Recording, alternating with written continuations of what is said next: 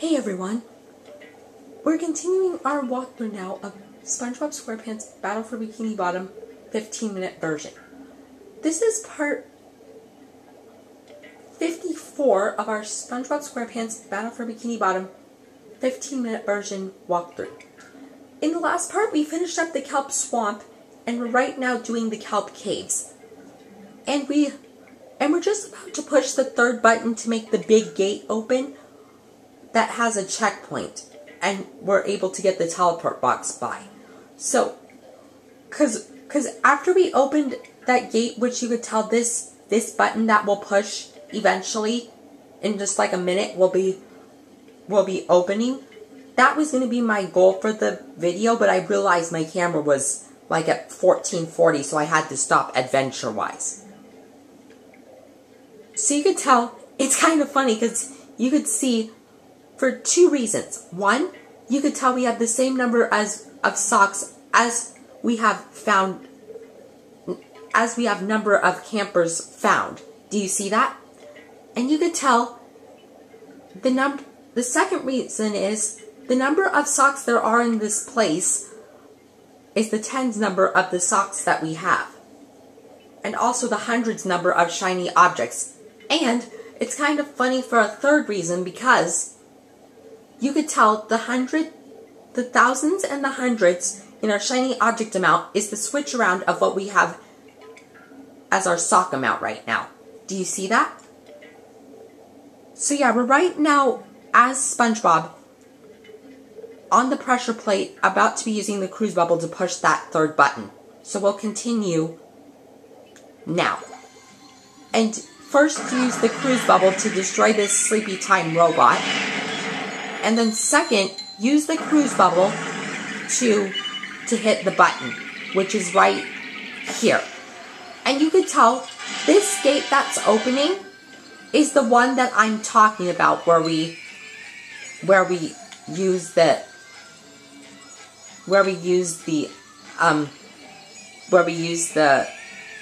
gonna stop the video last time.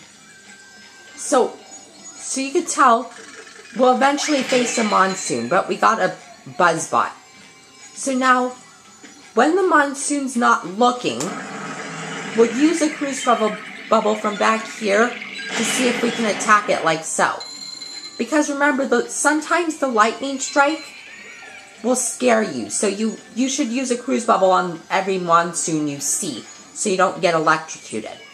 So now, you see where I'm coming through here? This is the big room out of all the rooms. Like say out of all 5 of them.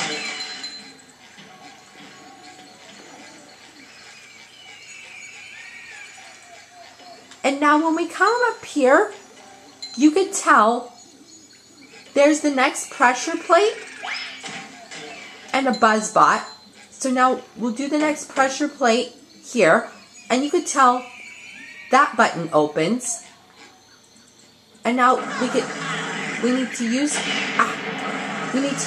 a cruise bubble to hit it. We need to use a cruise bubble to hit it like so, and that'll make that gate open. Now you could tell A, there's a red shiny object, B, there's the teleport box right down here, and C, there's a sock. So now, it's kind of funny because on each of them, we just have one of each of them left to find. And this is for a good reason, because, oh, and it's actually kind of funny for pretty much 3 reasons. Because, one, on both the socks we have to find left in this place, and the number of campers we have left to find, we both each have to find one of them. And shiny object wise number 2, shiny object wise in the 10s and 1s, you could tell it's the same number as we have spatulas. Do you see that? And also, if you guys think the these sixes right here are lined up. You could see the same number right beneath each other. Do they look lined up to you? If so, tell me as a comment on this video. Because remember how I asked you when there was the lineup with the numerator being how many socks we have found in the place, and the denominator being the number of things we need to find in the place? Remember how I said that in quite a few parts in our walkthrough?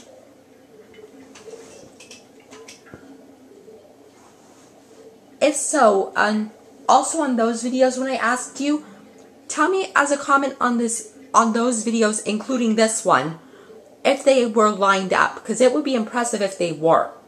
Because then, comment-wise, also in there, can you tell me which parts? Because then I'll check which of those parts you said of my walkthrough, and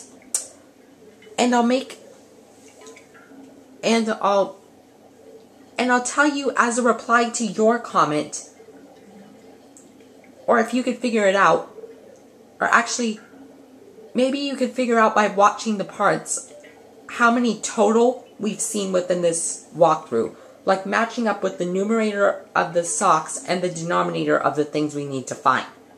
Does that make sense? Because it's kind of an assignment for you guys, whoever's watching my walkthrough. So now you can tell, just a little bit ago we opened the teleport box. So now we'll come down here to the bus stop. And now use Patrick to go in the teleport box. And see, we did a belly flop to trick the teleport box to see if it could fit me. It's pretty funny. So we're going to use this. We're going to use the farthest stone tiki.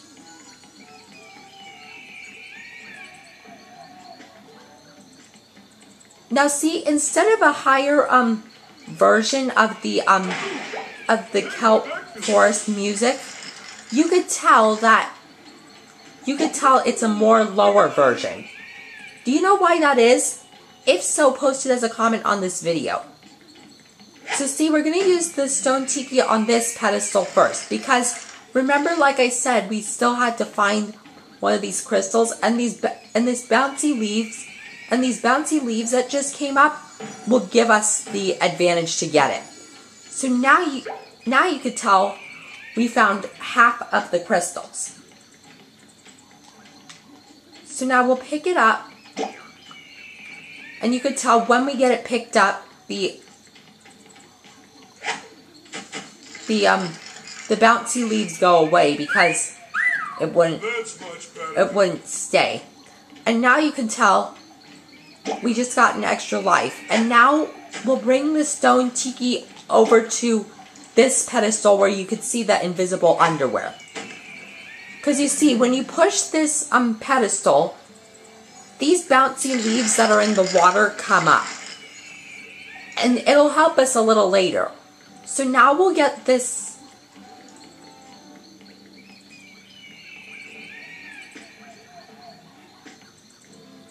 Now we'll get this one.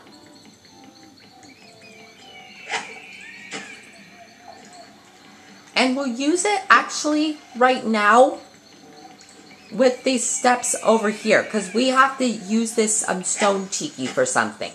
But we'll bring it right back down to do this challenge. Because there's 2 challenges in here that we opened, and the names are Through the Kelp Caves and Power Crystal Crisis. And it's kind of funny too, because you could tell there are three amounts of 6. 1, the number of campers in this place, like in the kelp forest. 2, the number of socks we've found in the kelp forest. And 3, both gotten and ungotten, the number of spatulas we have available for this place. Do you see that?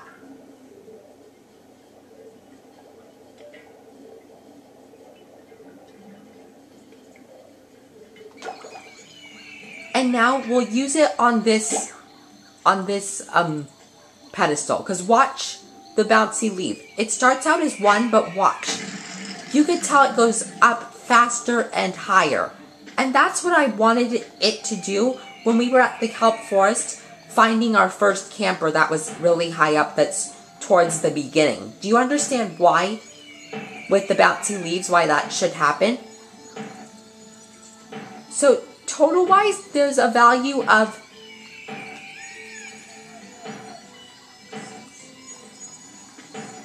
7 bouncy leaves here. And the 50 for this place is right there.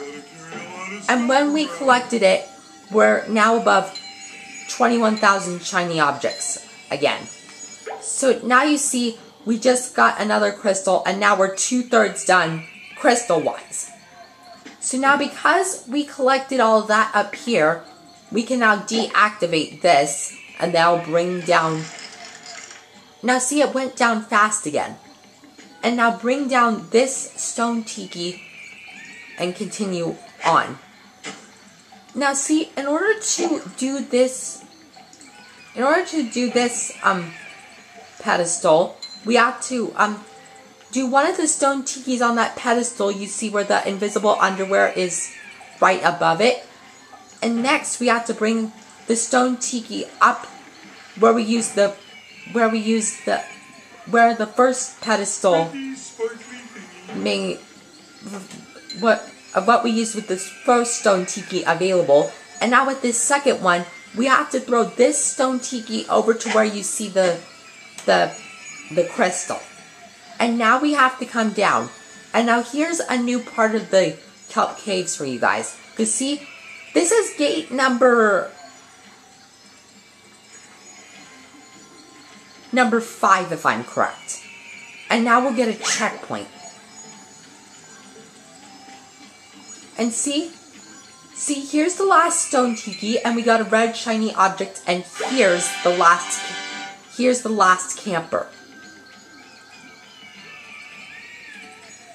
So I could prove to you that there's 3 in the kelp forest, 2 in the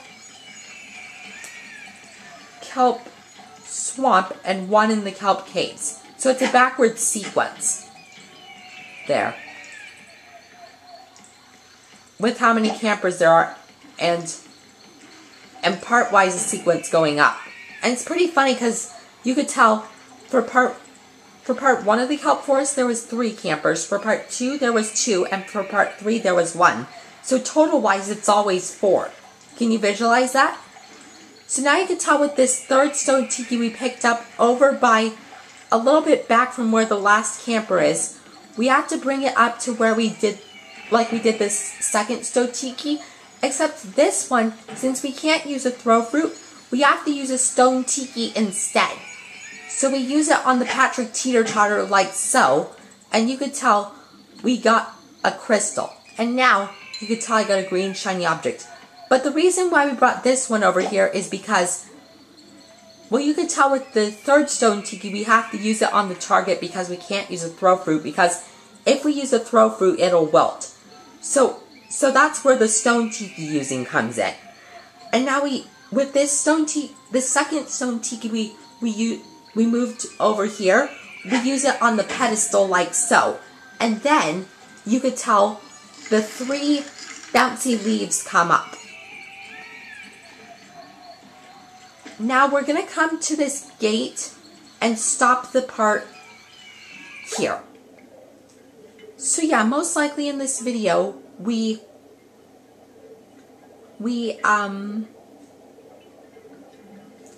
continued on with the kelp caves, and we're right now in the last part of it, after right before the spatula. We only have one more gate to open, and we have the access already available to us. So we'll get SpongeBob and do that in the next video. So yeah, that'll end part 54, I believe. And I'll see you guys in part 55.